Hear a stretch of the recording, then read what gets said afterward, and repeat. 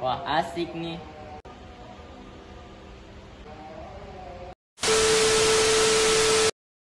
Keberadaan pinjaman online memunculkan kompleksitas bagi para penggunanya.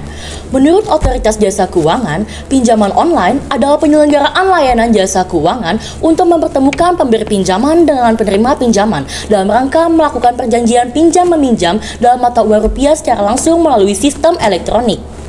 Menteri Koperasi dan UKM Teten Mas Duki menyatakan aktivitas pinjaman online ilegal yang mengatasnamakan Koperasi Simpan Pinjam atau KSP dapat memperburuk citra koperasi. Hal senada juga diungkapkan oleh Ketua Dewan Komisioner OJK Wimbo Santoso yang telah mengeluarkan berbagai kebijakan untuk memberantas pinjaman online ilegal melalui Satgas Waspada Investasi. Kehadiran platform pinjaman online dalam menawarkan produk keuangan berbasis digital seakan membuka pintu baru bagi masyarakat yang ingin mengajukan pinjaman. Berbanding terbalik dengan layanan pinjam konvensional yang ditawarkan bank ataupun koperasi. Pinjaman online dapat diajukan dengan sangat mudah dan tanpa persyaratan yang rumit. Cukup dengan menunjukkan dokumen pribadi seperti KTP, KK, NPWP maupun slip gaji sehingga siapapun dapat menjadi pengguna pinjaman online untuk menuntaskan berbagai problema keuangan. Karena kemudahan dan kecepatannya itulah yang membuatnya menjadi sangat populer di kalangan generasi milenial dan diprediksi akan terus berkembang.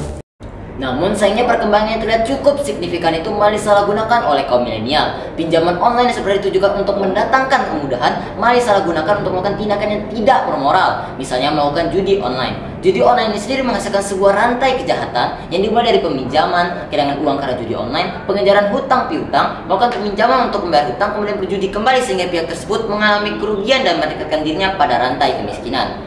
Pada tahun 2023, tepatnya dari tanggal 1 Januari sampai 23 Mei 2023, Otoritas Jasa Keuangan mencatat ada sekitar 3.903 aduan masyarakat terkait pinjaman online ilegal. Pinjaman online sendiri terlihat menggiurkan dikarenakan mekanisme peminjaman yang cukup mudah. Seperti yang dijelaskan oleh rekan kami sebelumnya, syarat melakukan peminjaman online hanya foto KTP, nomor kartu keluarga, NPWP ataupun slip gaji. Namun hal tersebut diikuti dengan beberapa konsekuensi yang tentu membuat seseorang menjadi dilema, yaitu suku bunga yang tinggi. Suku bunga yang tinggi ini sendiri menyebabkan seseorang terikat dengan yang namanya hutang piutang. Kemudian jika seorang tidak bisa membayarnya, ia akan dikejar-kejar oleh debt collector, yang debt collector ini nantinya akan mendatangi rumahnya ataupun bisa saja menyebar nomornya yang akan nantinya akan diteror oleh orang-orang sekitarnya. Dan hal tersebutlah, dengan melihat konsekuensi tersebut, seseorang menjadi dilema untuk mengambil pinjaman online tersebut.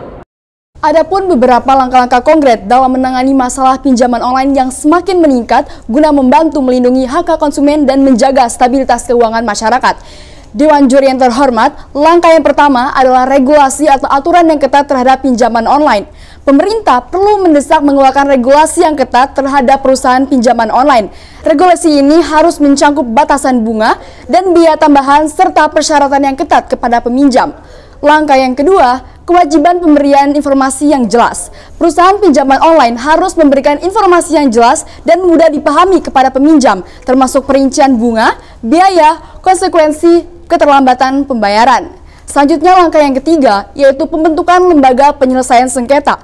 Perlunya pembentukan lembaga penyelesaian sengketa independen di bawah naungan OJK yang dapat menangani keluhan peminjam terkait perusahaan pinjaman online.